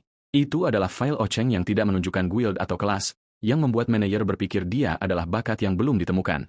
Minatnya memuncak saat melihat Ocheng memiliki rekor penyelesaian Dungyeon 12 dari 12 yang sempurna. Tetapi dia dengan cepat menepisnya memutuskan Ocheng hanyalah seorang pekerja kantor dan mereka harus menutup portal. Di tempat lain, dua agen lainnya mendiskusikan situasi, mencatat asosiasi sekarang menuntut jawaban. Kembali ke penjara bawah tanah, monster baru yang kekar berhelm muncul, menyatakan keberuntungan Ocheng baru saja habis. Monster itu segera mengayunkan senjata besar, memaksa anak laki-laki kita merunduk demi nyawanya. Ogen mengelak dan melompat ke udara, berputar untuk tendangan balik yang kuat. Dia mendarat, nyaris tidak bisa memblokir pukulan dengan rapiernya saat pemandunya berteriak padanya untuk lari. Monster berhelm baru ini hanya menjulang di atasnya, jelas siap untuk menyelesaikan pekerjaan. Tetapi kemudian dia benar-benar mengabaikan Ocheng dan hanya menghancurkan manusia bebek di dekatnya menjadi pasta. Ternyata orang ini di sini untuk melawan bebek-bebek itu, menerjang ke dalam gerombolan seperti mesin pemotong rumput. Melihat kesempatannya, Ocheng membatalkan keterampilannya dan melarikan diri sementara mereka semua terganggu. Sayang baginya, portal sekarang disegel dan aturannya sederhana. Bunuh bos atau mati di sini. Dalam kekacauan pertarungan, dia menyadari serangan terakhir menjatuhkan ranselnya bersih dari bahunya. Pemandunya segera berteriak padanya untuk melupakan ransel bodoh itu dan fokus untuk tidak mati. Ogen ingat ranselnya menyimpan ramuan mana terakhirnya, satu-satunya cara dia bisa terus menggunakan apinya. Log pencariannya diperbarui, menunjukkan satu-satunya hal yang tersisa adalah membunuh bos penjara bawah tanah, dan dia berencana menggunakan api. Hembusan angin tiba-tiba membuatnya waspada, matanya melotot karena terkejut. Sesuatu yang besar terbang tepat ke arahnya, dan terlihat mencurigakan seperti ranselnya yang hilang. Matanya terpaku pada objek yang mendekat, menyadari itu bukan tas, melainkan salah satu klon kertasnya. Psikopat berhelm itu sebenarnya melempar klon itu ke manusia bebek di dekatnya yang nyaris tidak bisa menghindari proyektil tersebut. Ternyata monster itu menggunakan fragmen boneka untuk memperluas api neraka Ogen yang tersisa. Boneka kertas ini meledak, menelan manusia bebek dalam ledakan api neraka besar untuk kerusakan maksimal. Dia dikirim jatuh kembali dari kekuatan serangannya sendiri, nyaris tidak bisa menjaga keseimbangannya di atas air. Setelah memulihkan ranselnya, dia melihat akibat berapi-api itu, bertanya-tanya apakah itu cukup untuk menang. Tetapi sosok besar muncul dari api, sama sekali tidak terpengaruh oleh hit langsung. Coret itu, jelas bukan tidak terpengaruh karena monster itu mulai batuk banyak darah. Serangan itu jelas melakukan kerusakan serius dan binatang berhelm itu benar-benar geram. Sama cepatnya dengan kemunculannya, api neraka padam. Keterampilan itu tiba-tiba dibatalkan. Ocheng duduk kelelahan di dalam air. Mananya habis dan senjatanya patah. Tetapi dia berpikir dia telah menang. Kecuali monster itu masih berdiri, mengungkapkan api nyaris tidak menggores kulitnya yang tangguh. Sekarang dia terluka parah, kehabisan pilihan, dan menatap bos yang baru saja menahan jurus pamungkasnya. Saat monster itu mengangkat senjatanya untuk pukulan terakhir, Ocheng menerima bahwa misi solo ini mustahil. Peringatan kegagalan tugas berkedip, berteriak padanya untuk melawan saat dia bertanya-tanya apakah takdir hanya mempermainkannya. Setelah semua yang dia lalui, dia mulai berpikir karir petualangnya berakhir tepat di tempat asalnya. Dia dibiarkan bertanya-tanya apakah dia pernah ditakdirkan untuk menjadi seorang petualang. Yang dia inginkan hanyalah melihat dunia di balik portal, dan sekarang semuanya berakhir. Tetapi dengan sisa kekuatannya, Ocheng menemukan keinginan untuk bertarung, menolak untuk mati di sini. Pemandunya dari neraka tiba-tiba menyela, berteriak bahwa ia memiliki satu trik terakhir di lengan bajunya. Sementara itu, bos berhelm masih sibuk menghancurkan semua yang terlihat dengan palu raksasanya. Kekuatan pukulannya sendiri sebenarnya mengirimnya terbang mundur ke dalam air dengan cipratan. Dari kedalaman, monster itu mengejeknya, mengatakan bahwa ia hanya memberinya kesempatan karena dia seorang magang. Pena menyeramkan itu muncul kembali, menyuruh Oang mendengarkan baik-baik karena mereka benar-benar kehabisan waktu. Pena itu menjelaskan bahwa ia dapat berubah menjadi senjata apapun yang dibutuhkannya, tetapi dia harus memilih dengan bijak. Ini dia. Kembali berdiri, binatang berhelm itu menyeringai, siap untuk menguji keinginan anak laki-laki kita untuk hidup. Sebuah tip bermanfaat dari Pena menunjukkan kulit monster itu seperti baja, jadi pedang tidak berguna. Mengetahui dia hanya mendapat satu kesempatan, Ocheng bersiap untuk mengerahkan segalanya dengan senjata improvisasi barunya. Monster itu menyeringai, bersiap untuk mengayunkan palunya, yakin anak itu bahkan tidak akan mencoba mengelak. Tiba-tiba, Pena itu berubah menjadi seekor paus raksasa yang menyeringai dan meledak keluar dari air. Untuk sesaat, monster itu mengakui bahwa ia hanya bergerak berdasarkan adrenalin dengan hanya satu kesempatan untuk bertindak. Ia kemudian memutuskan bahwa berpikir hanyalah untuk pecundang dan langsung menghantamkan palunya dengan kekuatan penuh. Dengan seringai gila, Ocheng bersiap menahan benturan, siap menghadapi serangan itu secara langsung. Pemandunya meneriakkan peringatan detik-detik terakhir saat senjata masif itu turun ke arah mereka. Dan palu itu menghantam dengan keras, diarahkan tepat ke arah Och dan tiang paus konyolnya. Ochen meraung bahwa ia telah memahaminya, setelah akhirnya berhasil membaca pola serangan monster itu. Pemandunya segera memperingatkan bahwa jika ia mengetahui polanya, monster itu mungkin tahu kalau ia sudah tahu. Tepat pada saat itu, monster berhelm tersebut mengubah ayunannya, bertujuan untuk menghancurkannya dengan pukulan yang tidak terduga. Helm monster ini terpercik darah saat ia menyeringai, jelas menikmati pertukaran serangan yang brutal tersebut. Namun Ochang belum selesai, ia berteriak bahwa ini belum berakhir sambil mendorong balik dengan seluruh tenaganya. Dalam langkah putus asa, ia membakar tetes mana terakhirnya, menyelimuti monster itu dengan api biru. Seluruh kekuatan itu difokuskan langsung ke luka yang telah ia buka sebelumnya. Tembakan yang sempurna. Dengan mata yang bersinar, Ochang berteriak agar senjatanya berubah untuk satu serangan terakhir. Pena ini berubah menjadi kuas kaligrafi raksasa yang tampaknya sangat panas hingga ia nyaris tidak bisa memegangnya. Berdiri di atas bos tersebut, ia mengungkapkan bahwa api tadi hanya untuk melunakkan zirah demi satu serangan ke titik lemah ini. Log pencariannya segera diperbarui, mengonfirmasi bahwa setiap objektif kini telah selesai. Jagoan kita mengeluarkan teriakan katarsis yang masif, karena benar-benar berhasil melakukan hal yang mustahil. Babak belur namun menang. Ia tersenyum saat notifikasi level 4 muncul. Dia berhasil. Dia juga memperoleh kemampuan baru, Judgment, penghakiman, yang membuka lebih banyak wujud untuk pena iblisnya. Sebagai pelengkap, keahlian api nerakanya kini telah maksimal dengan bonus penetrasi api. Benar-benar terkuras, Ocheng ambruk di atas mayat monster itu sementara penanya mengeluh tentang rambutnya. Ia memberikan ucapan terima kasih yang tulus namun lelah kepada pemandunya, yang entah bagaimana meningkatkan kemahiran senjatanya. Pena ini menjadi tersipu, bersikeras bahwa ia hanya membantu karena tidak punya pilihan lain. Tentu saja, kawan. Sementara itu, di asosiasi, para pejabat merasa bingung karena catatan mereka menunjukkan bahwa ruang bos tersebut telah disegel. Kembali di lobi, Ocheng bersikap tenang, berbisik kepada pemandunya bahwa ia hanya beruntung. Seorang karyawan asosiasi menyapanya dengan senyum formal, sudah mencurigai adanya penipuan kompensasi lainnya. Ia berjanji untuk memverifikasi ceritanya sementara Ochang hanya berdiri di sana dengan bingung. Tiba-tiba, seorang manajer dengan bekas luka yang menyeramkan dan aura penjahat yang kuat muncul. Pria ini memberi selamat kepada Ocheng atas keberhasilannya menyelesaikan Dungeon secara solo dan mengatakan bahwa pembayarannya sedang diproses. Ia melangkah melintasi lobi, jelas berada di sini untuk menangani situasi yang sangat tidak biasa ini secara pribadi. Ochang sedikit terpana oleh penyelesaian yang mudah ini, dan pemandunya pun tampak curiga. Itu karena sang manajer memegang sertifikat kematian resmi Ochang dari insiden Double Dungeon, yang menimbulkan pertanyaan yang sangat tidak nyaman. Mengapa orang mati berdiri di lobinya? Ia menyuruh resepsionis pergi karena urusan ini sudah jauh di atas wewenangnya. Sebuah panggilan telepon kemudian masuk yang akan menghubungkan semua titik-titik aneh ini.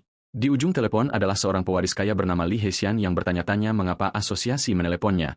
Manajer Jen langsung ke intinya, menanyakan pembaruan tentang Dungeon mayat. Li Hesian mengakui bahwa mereka telah mengeksploitasi sebuah bug, tetapi untuk beberapa alasan hadiahnya tidak meningkat. Seluruh rencana mereka terhenti dengan portal teleportasi khusus mereka yang terbuang sia-sia. Kembali ke manajer, semuanya menjadi jelas. Ia memberitahu Li Hesian bahwa orang lain telah mengklaim hadiahnya. Li Hesian benar-benar mengamuk, bersikeras bahwa itu mustahil karena anak buahnya sedang mengawasi portal.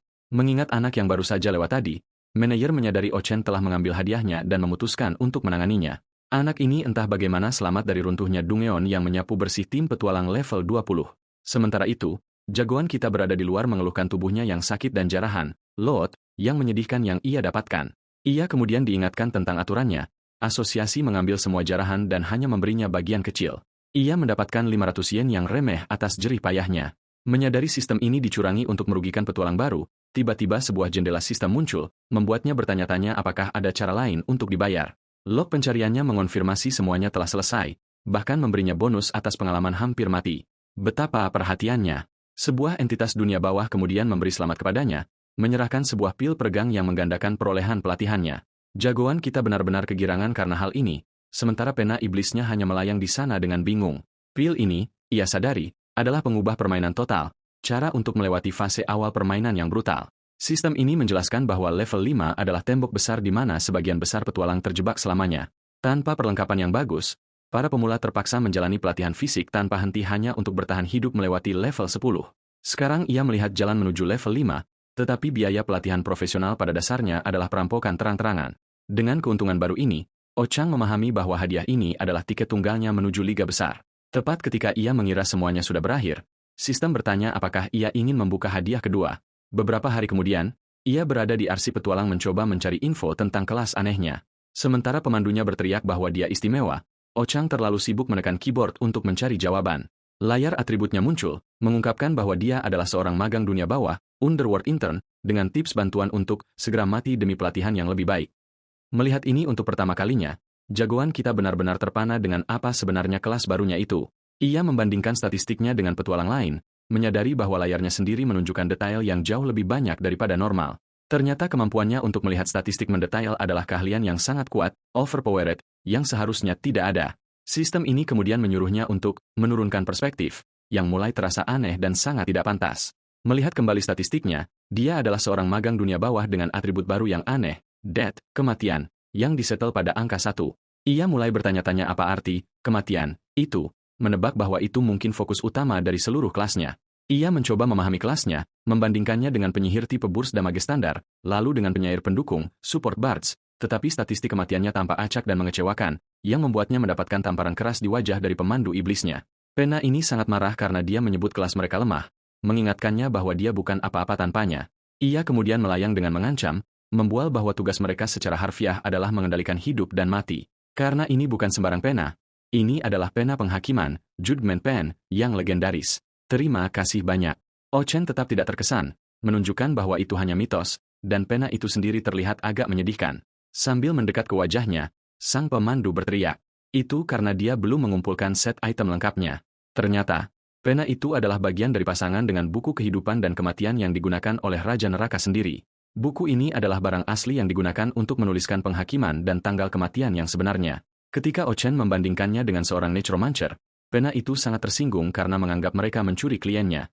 Namun jagoan kita mulai melihat gambaran besarnya, menyadari bahwa kelas ini mungkin memang sekuat kedengarannya. Pemandunya memulai monolog epik tentang memerintah dunia bawah, tetapi suaranya berubah menjadi gangguan digital. Ternyata sistem itu sendiri menyensor informasinya, menganggapnya terlalu tinggi untuk ia ketahui saat ini. Ocheng merenungkan bagaimana semua mekanisme permainan ini merembes ke dunia nyata. Ia ingat membaca tentang Dungeon dengan dewa-dewa yang nyata, jadi hal-hal mitologis bukanlah hal yang tidak pernah terdengar. Namun dalam semua penelitiannya, ia tidak pernah menemukan satupun catatan tentang petualang lain dengan sistem seperti miliknya. Hal ini mengarah pada pertanyaan $1 juta. Mengapa dia satu-satunya yang mendapatkan kekuatan ini? Pemandunya menyentaknya kembali sementara Ochang bertanya-tanya mengapa dia dipilih untuk Cheat yang merusak permainan ini. Dan pena itu memberikan saran yang mengejutkan. Ikuti saja alurnya dan berhenti bertanya-tanya. Pena ini segera menegurnya karena berpikir keras lagi, mengingatkannya bahwa ujian dewa ini bukan untuk sembarang orang. Jadi Ocheng mengajukan pertanyaan yang jelas, mengapa dia? Dan pemandunya hanya menggantung jawabannya secara samar. Ia menduga itu adalah penantian untuk pengungkapan di bab terakhir dan pena itu pada dasarnya menyuruhnya diam dan terus berlatih, grinding. Ochen memikirkan pilihannya, menyadari bahwa bermain solo adalah keinginan untuk mati dan mungkin bergabung dengan guild adalah jawabannya. Kembali ke jalanan, pikirannya terkunci untuk mencapai level 5, tahu bahwa lonjakan kesulitan yang sebenarnya akan datang. Ia merasa sedikit lebih aman dengan kelas barunya. Tepat saat peringatan berita muncul tentang tim yang musnah total, seluruh insiden ini terasa sangat akrab, membuatnya yakin bahwa runtuhnya Dungeon tersebut adalah pembantaian yang direncanakan. Ia tahu para dalangnya berada di level yang berbeda, dan jika ia terjebak dalam baku tembak mereka lagi, ia akan tamat. Dengan kepalan tangan erat, Ochang bersumpah untuk menjadi cukup kuat agar tidak pernah merasa tidak berdaya lagi. Pemandunya kemudian mengungkit soal 2 penyintas lain dari kamar mayat yang tampaknya menghilang sebelum dia bangun. Namun, laporan resmi mengklaim tidak ada penyintas sama sekali, yang berarti para pelaku sudah mulai melakukan penutupan jejak, cover up. Si Pena dengan nakal menyarankan bahwa para penyintas misterius ini mungkin adalah teman lama Ochang dan mereka harus menyelidikinya. Pemberhentian pertama dalam perjalanan detektif brilian mereka adalah, tentu saja, rumah sakit setempat. Ochang menggunakan trik lama, berpura-pura menjadi kerabat yang khawatir, dan cara itu berhasil total. Resepsionis mengonfirmasi adanya 2 penyintas saat jagoan kita memberikan senyum kemenangan kecil. Tiba-tiba, seekor monster katak bermata satu raksasa memutuskan untuk mengacaukan suasana, memancarkan energi listrik yang kuat. Lobi rumah sakit meledak dalam kekacauan saat sebuah tentakel merah menyambar seorang wanita yang menjerit tepat dari udara. Lebih banyak makhluk katak mulai bermunculan sementara yang utama terjerat dalam tentakel, membuat kekacauan total. Sementara itu, seorang eksekutif berambut pirang sedang memarahi bawahannya karena menyeretnya ke sana hanya karena luka kecil. Padahal, luka kecilnya adalah tentakel merah raksasa yang berdenyut yang melilit pinggangnya. Prioritas wanita ini benar-benar aneh. Eksekutif itu langsung disambar tentakel, meninggalkan asistennya yang berteriak sia-sia. Kekacauan pecah saat tentakel itu mengamuk di lobi, membuat orang-orang lari menyelamatkan diri.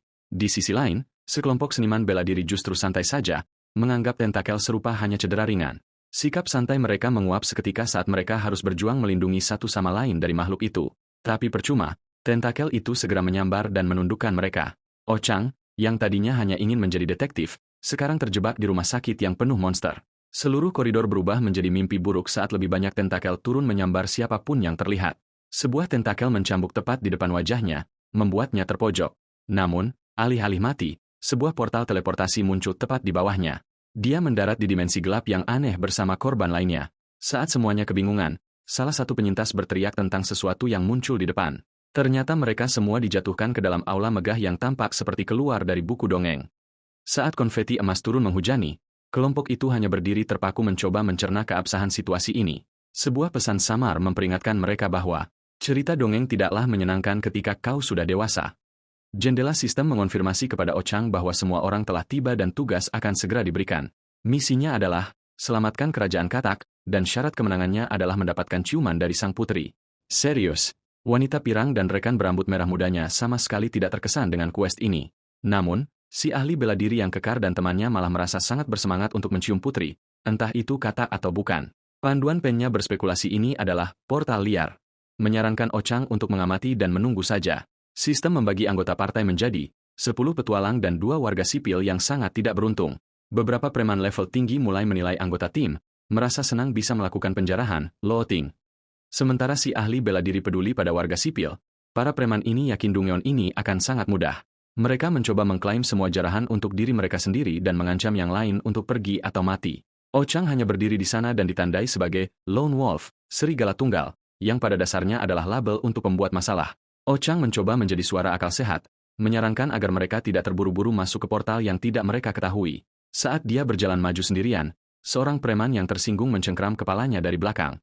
Gadis berambut merah muda memarahi Ochang, menyebutnya bodoh karena mencoba bertindak solo di portal yang tidak teregulasi. Dia menjelaskan bahwa portal seperti ini adalah tempat orang-orang dibunuh demi jarahan. Ochang baru menyadari bahwa jika tidak ada yang mengintervensi, dia pasti sudah tamat.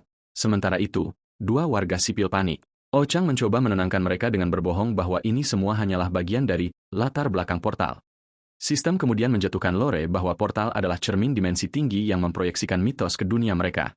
Lalu, Putri Katak pun menampakkan diri, seekor ratu amfibi raksasa yang meneteskan air liur. Mimpi indah si ahli bela diri langsung hancur seketika. Dia jatuh lemas dalam keputusasaan. Tiba-tiba, sang putri melompat dari balkon dan jatuh di tengah ruangan.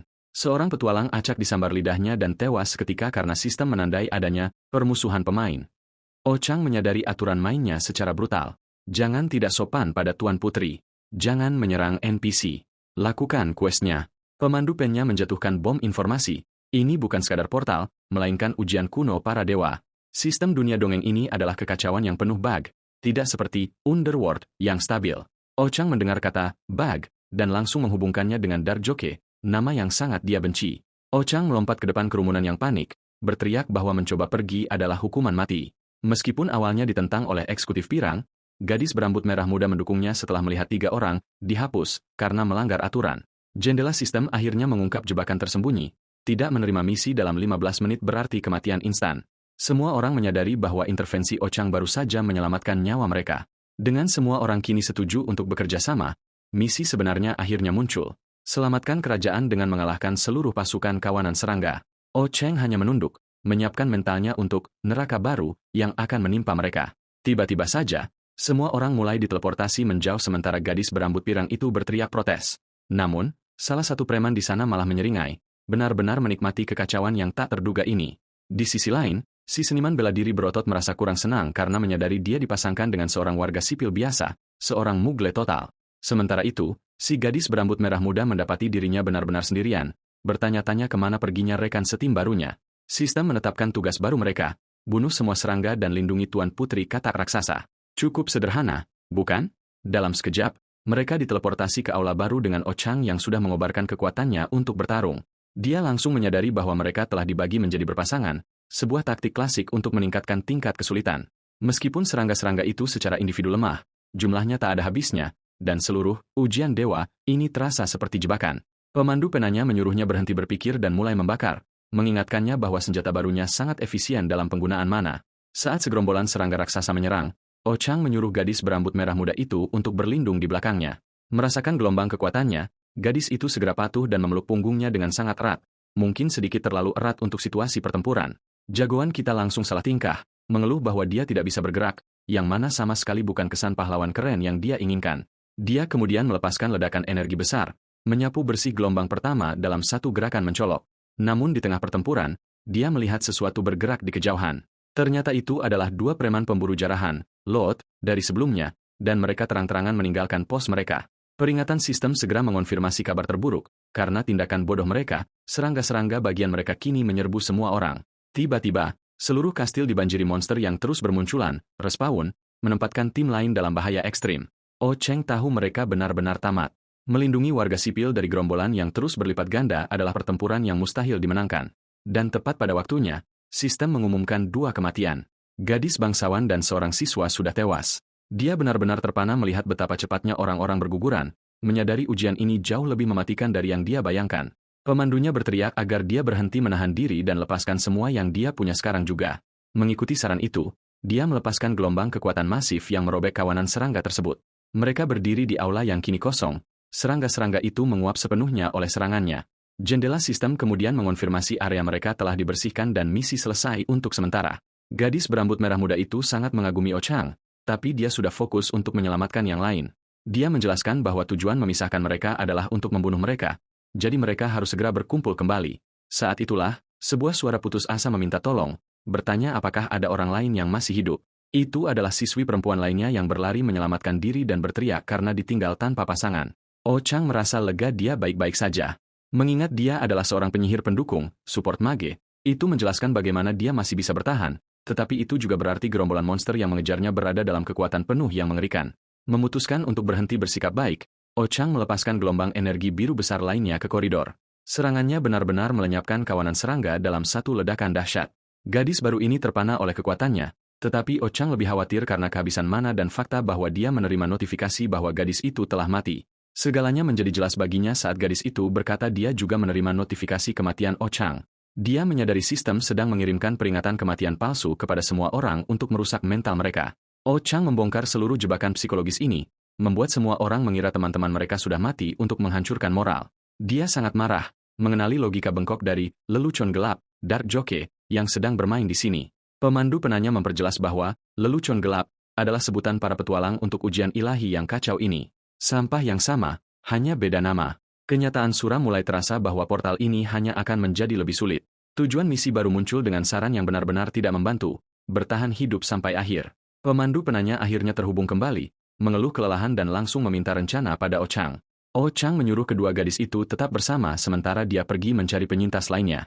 Sambil berlari, dia menduga kedua preman serakah itu kemungkinan besar pergi mencari bos sendirian. Dia membuka sebuah pintu dan langsung menemukan mereka, atau setidaknya, apa yang tersisa dari mereka. Di sanalah mereka, dua preman pemburu jarahan yang sedang dihajar habis-habisan oleh monster katak raksasa. Oh Chang sangat marah, tahu bahwa keserakahan merekalah alasan orang lain mati sekarang. Hal ini memicu ingatan buruk saat dirinya dulu diinjak-injak, yang memicu amarahnya lebih jauh. Jadi, dia melangkah ke ruang bos dengan tampang seperti akan membuat keputusan yang sangat buruk bagi orang lain.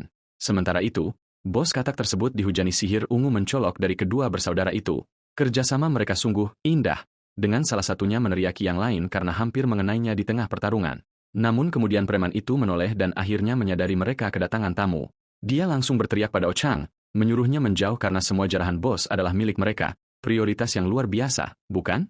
Jagoan kita hanya berdiri di sana dengan tubuh bercahaya penuh kekuatan, sama sekali tidak terkesan dengan klaim mereka. Dan kemudian, sistem mengumumkan bahwa misi gagal karena Ksatria Katak sekarang adalah pahlawan kerajaan. Apa? Tiba-tiba, monster itu berdiri tegak, kini menjadi ksatria lapis baja lengkap yang memegang pedang, terlihat terlalu resmi untuk seorang bos. Saat si adik memeriksa kakaknya, Oh Chang menyadari seluruh ujian ini telah berubah menjadi bencana total. Si kakak benar-benar hilang kendali, meneriaki si kata karena mencuri poin bunuhnya. Sekali lagi, prioritas. Oh Chang segera mengaktifkan keahlian analisisnya, mencoba membaca situasi bencana ini. Dia meneriakkan peringatan tepat saat ksatria kata itu mencengkeram kepala si preman, membuktikan bahwa ia tidak bisa diremehkan. Si adik, sementara itu, masih berteriak tentang jarahannya dan mulai mengisi daya serangan. Benar-benar pemain tim yang hebat. Dia mengumpulkan bola energi raksasa, yakin dia bisa menghabisi masalah baru ini dalam satu serangan. Ledakan itu terbang tepat ke arah ksatria katak, yang, omong-omong, masih menyandera kakaknya. Si kakak mengalami momen teror murni, menyadari dia akan diuapkan oleh serangan saudaranya sendiri. Tapi ksatria kata itu lebih cepat, dengan bersih memenggal kepala si preman yang lebih tua sebelum ledakan itu mengenainya. Si adik hanya bisa menonton dengan ngeri, berteriak saat saudaranya dieksekusi di depan matanya. Mata Ochang melebar, menyaksikan kecepatan dan kekejaman lawan baru mereka. Analisis sistemnya mengonfirmasi, ksatria kata itu sangat kuat dan satu-satunya rekomendasi adalah lari. Dengan kematian kakaknya, si preman muda bersumpah akan membalas dendam, namun ia langsung dikalahkan oleh sang ksatria. Ksatria kata ini melepaskan semacam sihir merah brutal, menghabisi anggota terakhir dari dua serakah itu untuk selamanya. Jendela sistem kemudian mengungkapkan misi asli sang ksatria katak, menutupi pemberontakan dan menjadi pahlawan. Ochang terpana, akhirnya memahami permainan licik yang dipaksakan kepada mereka. Dan tujuan akhirnya adalah pukulan telak. Ksatria katak harus membunuh semua pahlawan untuk menang, yang berarti mereka. Ochang menyadari dia entah bagaimana bisa melihat panel misi ksatria katak, dan target berikutnya adalah dirinya. Si seniman bela diri masih benar-benar bingung tentang kegagalan misi, tetapi Ochang tahu ada sesuatu yang sangat salah. Dia meneriakkan peringatan saat ksatria katak itu mengayunkan pedang raksasanya ke arah kelompok mereka. Target pertamanya adalah si seniman bela diri berotot yang langsung mengalami kepanikan karena menjadi incaran pertama, begitu berani. Untungnya, siswi penyihir pendukung itu menghantam ksatria tersebut dengan kutukan tepat pada waktunya. Hal ini membuat sang ksatria marah besar dan segera mengalihkan perhatiannya kepada penyihir pendukung, support mage. Ocheng langsung melompat, menyerang ksatria itu dengan gelombang energi untuk menyelamatkannya. Namun, serangan ini hampir tidak menggoresnya. Sang ksatria hanya menunduk seolah-olah itu cuma gigitan nyamuk. Ia kemudian dengan mudah menghindari serangan lain, menunjukkan kecepatan yang luar biasa gila. Aura gelap berkobar saat ia menyatakan, Ochang resmi menjadi mayat berjalan. Pemuda kita itu langsung mengejek balik, seolah berkata, sini, maju loh. Meskipun ia tidak mengerti bahasa katak, karena tidak ada pilihan lain, ia langsung menyerbu ke arah pertarungan, memperpendek jarak dalam sekejap. Ksatria kata ini hanya menunggunya, pedang terangkat tinggi dan siap untuk membalas. Kemudian ia mengayunkan pedangnya ke bawah dengan kekuatan yang mengerikan, sambil menyeringai menyeramkan bagaikan mimpi buruk. Bilah pedang besar itu menghantam ke bawah, tampak seolah akan membelahnya menjadi dua, dan Ocheng terlempar ke belakang akibat kekuatan murni dari pukulan tersebut, berteriak karena benturannya. Ia entah bagaimana berhasil menahannya, tetapi benturan itu membuat giginya mati rasa, dan pedang lawan bahkan tidak tergores sedikitpun. Pukulan berat lainnya membuatnya terseret ke belakang, merusak lantai kastil, saat ia mencoba tetap berdiri tegak. Ia mengerahkan setiap tetes kekuatannya untuk bertahan. Namun serangan sang ksatria terlalu cepat dan berat. Terhimpit dan kehabisan pilihan, Ocheng hanya bisa melihat ksatria katak itu mengangkat pedangnya untuk serangan terakhir. Secara ajaib, Ocheng berhasil menahan tebasan besar ksatria katak itu dengan senjatanya. Kekuatan hantaman itu membuatnya terbang ke belakang, menabrak dinding kastil. Tapi hei, ksatria itu mulai pening, melihat bintang kartun, jadi setidaknya tangkisan itu membuahkan hasil. Dan tepat pada waktunya, penyihir pendukung memberinya pemulihan kesehatan, full health, dan pemulihan mana yang sangat dibutuhkan. Kondisi linglung itu tidak berlangsung lama karena ksatria katak sudah kembali berdiri dan tampak marah. Gadis-gadis itu bergegas ke sisinya, sementara sang seniman bela diri, martial artist, langsung mengeluh karena tidak ada tim penyelamat. Ochang menjelaskan kenyataan pahitnya, ksatria ini adalah bug dalam sistem dan misinya adalah membunuh mereka semua untuk menjadi pahlawan. Saat ditanya bagaimana ia tahu, ia menunjuk pada komposisi parti mereka dan bertanya kepada penyihir pendukung tentang barang-barang buffnya. Penyihir itu mengonfirmasi bahwa ia memiliki tas ajaib tetapi bersikeras bahwa bersembunyi adalah satu-satunya pilihan yang masuk akal karena Ochang terluka. Ocheng segera membantah hal itu, mengingatkan mereka bahwa kecepatan gila ksatria itu membuat melarikan diri menjadi mustahil. Ia merinci perhitungannya, ksatria itu sekuat para pengikutnya tetapi jauh lebih cepat. Itulah alasan tepat mengapa mereka tersapu bersih. Meski begitu, ia melihat celah, menunjukkan bahwa mereka memiliki seorang buffer dan seorang siren untuk pengendalian massa, crowd control, yang membuat penyihir pendukung terkejut. Ia mengaku tidak bisa membaca level ksatria itu, tetapi dengan kerja sama tim yang tepat, mereka mungkin punya peluang. Namun, pemandu penanya, Pen Guide, mengalami kepanikan luar biasa, yakin bahwa mereka semua akan mati dan menyalahkan dirinya sendiri atas misi tersebut. Meskipun babak belur, Ocheng terlihat sangat fokus, hingga mendapat komentar tentang upayanya untuk tetap terlihat keren di tengah krisis. Sang seniman bela diri jelas merasa skeptis, bertanya-tanya apakah anak ini hanya berhalusinasi. Namun, gadis berambut merah muda itu mendukung penuh, menyatakan bahwa ia percaya pada penilaian Ocheng. Jika bertarung adalah satu-satunya jalan untuk bertahan hidup, penyihir pendukung di sisi lain justru berpikir mereka semua sudah gila karena mempertimbangkannya. Ocheng hanya menyatakan hal yang jelas, jika mereka lari, mereka mati. Sesederhana itu. Dan monolog batin penyihir itu mengungkapkan rencana liciknya, membiarkan mereka menjadi perisai sementara dia menunggu bantuan. Benar-benar, rekan tim, sejati.